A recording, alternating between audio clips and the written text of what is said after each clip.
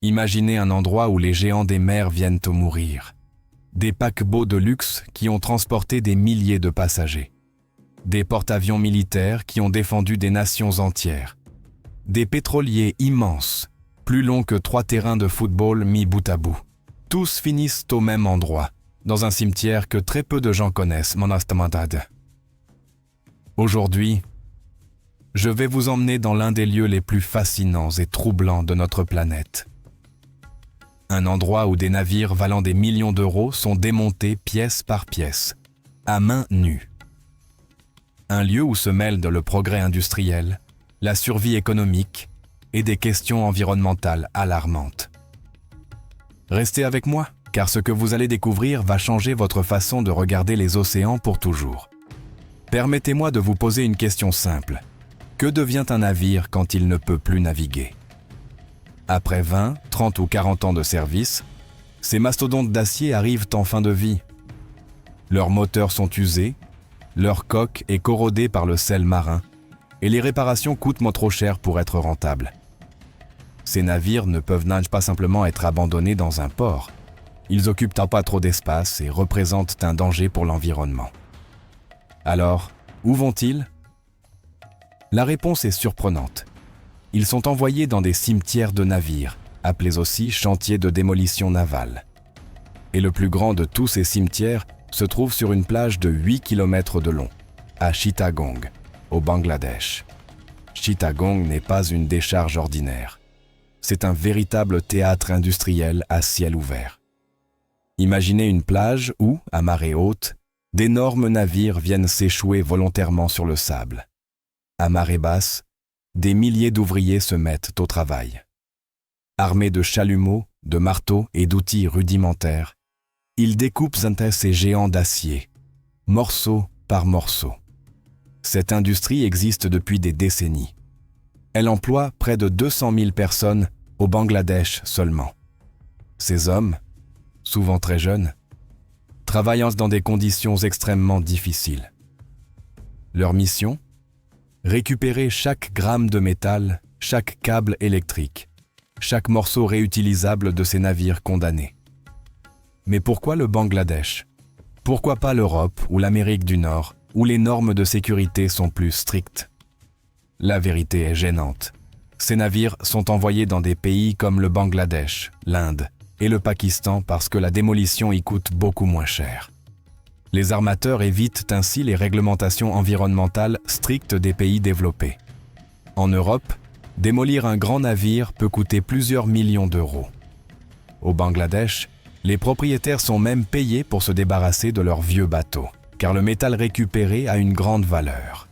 Ce business juteux cache une réalité beaucoup plus sombre. Derrière chaque navire démantelé se cachent des histoires de danger, de pollution et de sacrifices humains dont nous devons parler. Restez avec moi, car nous allons plonger dans les coulisses de cette industrie méconnue. Cette pratique ne date pas d'hier. Dès le début du XXe siècle, les navires en fin de vie étaient démontés pour récupérer leur acier et leur cuivre. Pendant la Seconde Guerre mondiale, le démantèlement naval est devenu une nécessité stratégique. Les métaux des vieux navires servaient à fabriquer des armes, des tanks et de nouveaux bateaux. Mais c'est dans les années 70 que l'industrie moderne du démantèlement naval a vraiment pris son essor. Avec la crise pétrolière et l'augmentation du coût des matières premières, recycler l'acier des navires est devenu très rentable.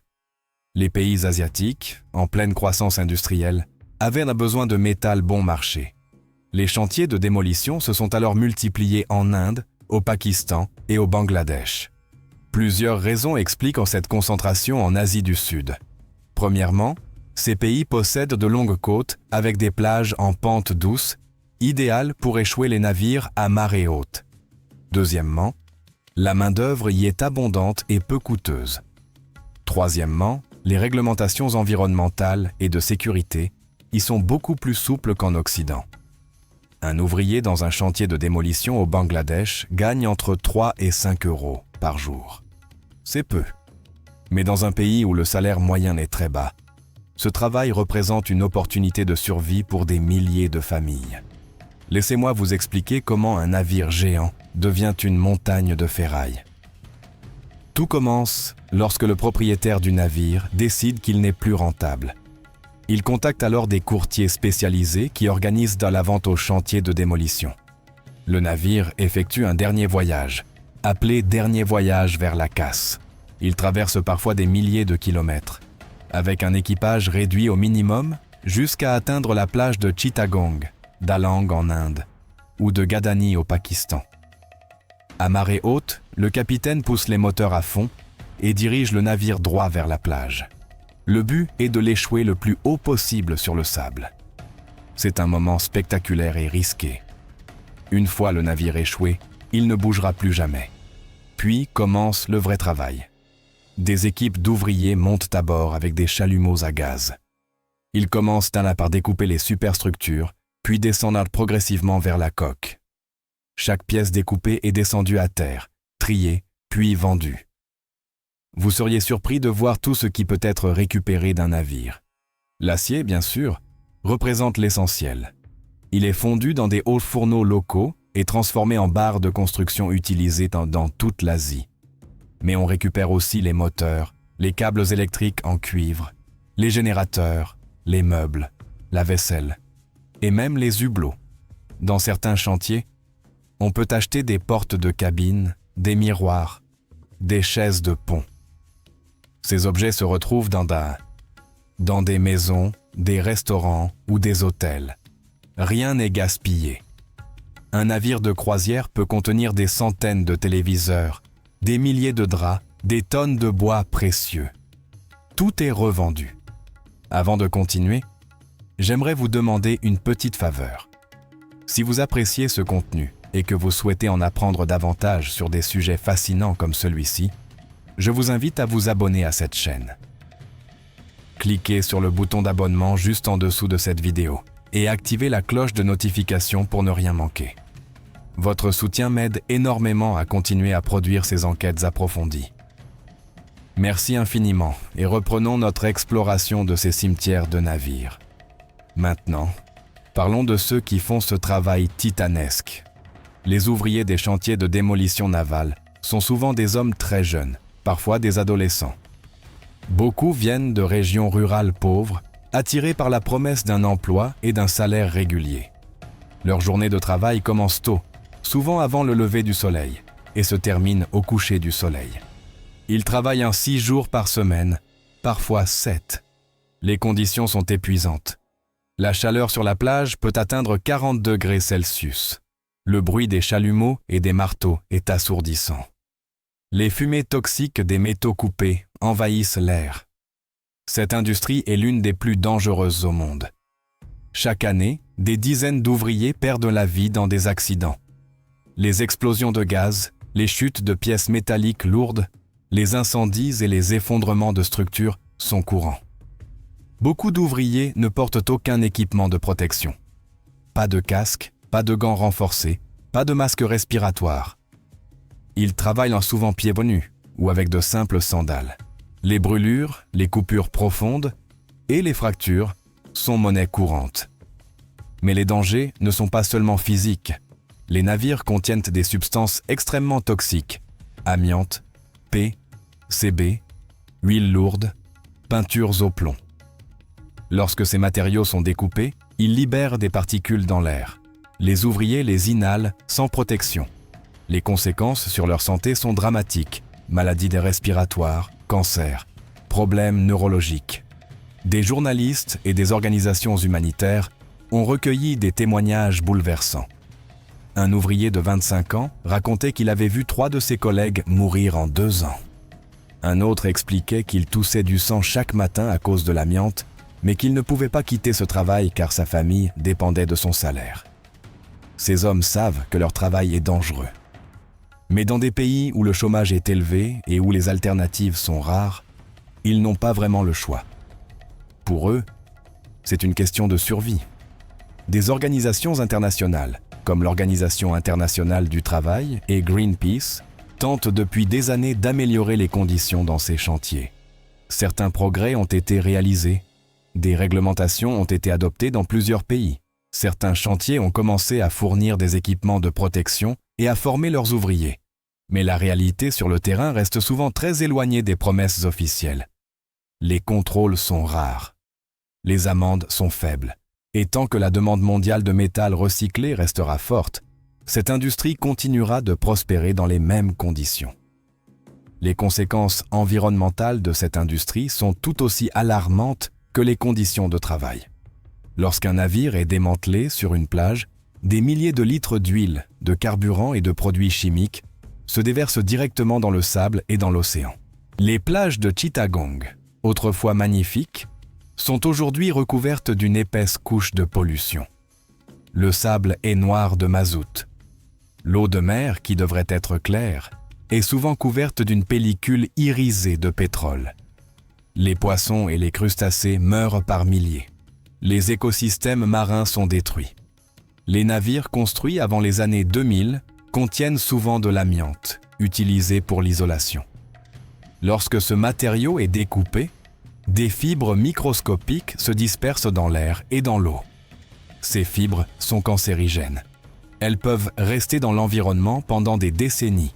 Les peintures utilisées sur les coques contiennent des métaux lourds. Plomb, cadmium, mercure. Ces métaux contaminent les sols et les nappes phréatiques. Les populations locales, qui boivent l'eau de puits située à proximité des chantiers, sont exposées à des niveaux dangereux de pollution. Les PCB, ou polychlorobiphényle, sont des produits chimiques utilisés dans les transformateurs électriques et les condensateurs des navires. Ils sont extrêmement persistants dans l'environnement et s'accumulent dans la chaîne alimentaire. Leur présence dans les poissons et les fruits de mer consommés localement pose un grave problème de santé publique. Les scientifiques qui étudient ces zones de démolition navale tirent la sonnette d'alarme. La pollution n'affecte pas seulement les ouvriers et les habitants actuels. Elle laissera des traces pendant des générations. Les enfants qui grandissent près de ces chantiers présentent des taux élevés de plomb dans le sang, ce qui affecte leur développement cognitif. Les femmes enceintes exposées à ces polluants ont un risque accru de fausses couches et de malformations congénitales. Les mangroves, ces forêts côtières essentielles à la protection des côtes et à la biodiversité marine, sont détruites pour faire place aux chantiers. Leur disparition accélère l'érosion côtière et rend les populations locales plus vulnérables aux cyclones et aux tsunamis. On pourrait se demander pourquoi les compagnies maritimes envoient-elles leurs navires dans ces conditions? La réponse est simple, l'argent. En Europe, démolir un navire selon les normes environnementales strictes coûte très cher. Au Bangladesh, non seulement c'est gratuit, mais l'armateur reçoit même de l'argent pour son navire. Certaines compagnies tentent de contourner les réglementations internationales en vendant leurs navires à des intermédiaires qui, eux, les revendent aux chantiers asiatiques. Ainsi, les armateurs peuvent prétendre qu'ils ne savaient pas où leur navire finirait, même si c'était évident. Heureusement, certaines compagnies commencent à prendre leurs responsabilités. Quelques armateurs européens ont décidé de ne démanteler leurs navires que dans des installations certifiées, même si cela coûte plus cher. Mais il reste une minorité. Face à ce tableau sombre, il est légitime de se demander: existe-t-il des alternatives? La réponse est oui. Des solutions existent, mais elles nécessitent une volonté politique et économique forte. Premièrement, certains pays européens ont développé des chantiers de démolition navale modernes et respectueux de l'environnement. Ces installations sont équipées pour gérer les substances dangereuses en toute sécurité. Les ouvriers y travaillent avec des équipements de protection complets et suivent des formations rigoureuses.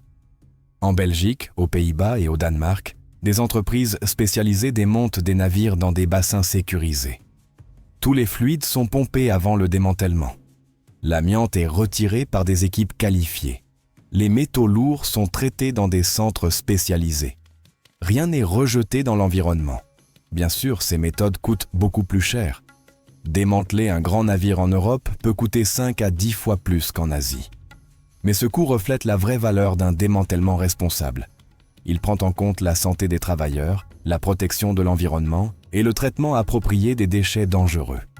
Certains experts proposent que les armateurs paient une taxe lors de la construction d'un navire, qui servirait à financer son démantèlement futur dans des conditions acceptables. Cette approche, appelée responsabilité étendue du producteur, existe déjà pour d'autres industries, comme l'automobile et l'électronique. Vous vous demandez peut-être, que puis-je faire, moi, simple citoyen, face à un problème si vaste? La réponse est que nous avons tous un rôle à jouer. Lorsque nous achetons des produits importés par bateau, lorsque nous prenons une croisière, lorsque nous consommons du pétrole transporté par pétrolier, nous participons indirectement à l'industrie maritime.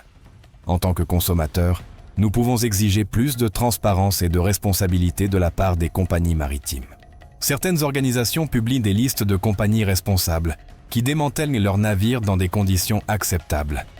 En tant que voyageurs, nous pouvons choisir de réserver nos croisières avec ces compagnies. En tant qu'investisseurs, nous pouvons privilégier les entreprises qui respectent des normes éthiques. Sur le plan international, des progrès ont été réalisés. La Convention de Hong Kong, adoptée en 2009, établit des normes pour le recyclage des navires. Elle exige que les navires soient démantelés dans des installations autorisées, que les substances dangereuses soient inventoriées et gérées correctement, et que les travailleurs soient protégés. Cette convention est entrée en vigueur en 2025, après avoir été ratifiée par suffisamment de pays. C'est un pas dans la bonne direction, mais son application reste un défi. De nombreux chantiers asiatiques ne respectent pas encore ces normes, et les contrôles sont insuffisants. L'Union européenne a également adopté un règlement qui interdit à ces navires d'être démantelés dans des installations non conformes. Les armateurs européens doivent désormais démanteler leurs bateaux dans des chantiers certifiés, sous peine de lourdes amendes. À quoi ressemblera l'industrie du démantèlement naval dans 20 ou 30 ans? Il est difficile de le prédire avec certitude, mais certaines tendances se dessinent. Avec le durcissement des réglementations internationales, les chantiers asiatiques devront se moderniser pour survivre. Certains investissent déjà dans de nouveaux équipements et dans la formation de leurs ouvriers. D'autres risquent de fermer s'ils ne peuvent pas s'adapter. Parallèlement, de nouveaux chantiers ouvrent dans des pays qui veulent profiter de cette industrie tout en respectant des normes plus élevées.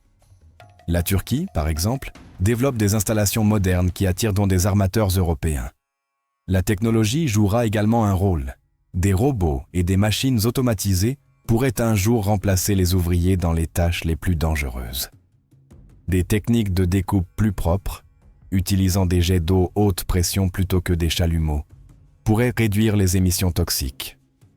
Nous arrivons à la fin de ce voyage dans l'univers méconnu des cimetières de navires. Nous avons découvert ensemble un monde fascinant et troublant. Un monde où se croisent l'ingéniosité humaine et l'exploitation, le progrès économique et la destruction environnementale, la survie et le sacrifice. Ces plages de Chittagong, d'Alang et de Gadani sont le dernier port d'escale de géants qui ont traversé les océans pendant des décennies. Des paquebots qui ont fait rêver des millions de passagers. Des porte-conteneurs qui ont transporté les produits de notre vie quotidienne. Des pétroliers qui ont alimenté nos voitures et nos industries. Mais derrière cette fin spectaculaire se cache une réalité humaine et environnementale que nous ne pouvons pas ignorer. Des milliers d'hommes risquent leur vie chaque jour pour recycler ces mastodontes d'acier. Des écosystèmes entiers sont détruits. Des populations locales subissent une pollution qui affectera leur santé pendant des générations.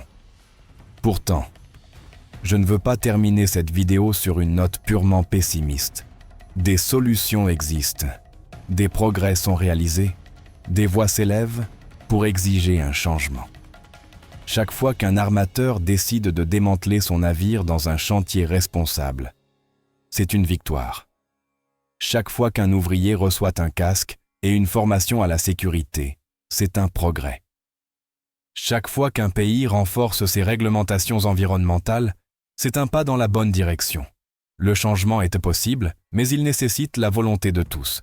Gouvernements, entreprises, organisations internationales et citoyens. Nous devons exiger que les navires qui ont servi notre économie mondiale pendant des décennies soient traités avec respect en fin de vie. Respect pour les hommes qui les démantèlent. Respect pour l'environnement qui doit accueillir leurs restes. La prochaine fois que vous verrez un grand navire dans un port, ou que vous embarquerez sur un ferry ou un bateau de croisière, je vous invite à penser à son avenir. Ce géant finira-t-il sur une plage de Chittagong, démantelé par des ouvriers sans protection, ou sera-t-il recyclé dans des conditions dignes et respectueuses? Cette question ne concerne pas seulement les armateurs et les gouvernements. Elle nous concerne tous, car c'est notre consommation, nos voyages, notre mode de vie qui alimente cette industrie maritime mondiale. Et c'est notre responsabilité collective de nous assurer qu'elle évolue dans la bonne direction.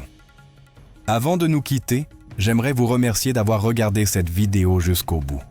Si ce sujet vous a interpellé, si vous avez appris quelque chose de nouveau, je vous encourage vivement à vous abonner à cette chaîne. Cliquez sur le bouton d'abonnement et activez les notifications pour découvrir d'autres enquêtes approfondies sur des sujets qui méritent notre attention. N'hésitez pas non plus à partager cette vidéo avec vos proches. Plus nous serons nombreux à comprendre ces enjeux, plus nous aurons de chances de faire évoluer les choses. Laissez-moi un commentaire pour me dire ce que vous pensez de ce sujet. Connaissiez-vous l'existence de ces cimetières de navires? Que pensez-vous des solutions proposées? Votre avis m'intéresse énormément. Les océans ont toujours été synonymes de liberté, d'aventure et de découverte. Les navires qui les sillonnent sont des merveilles d'ingénierie, des monuments à la capacité humaine de repousser les limites.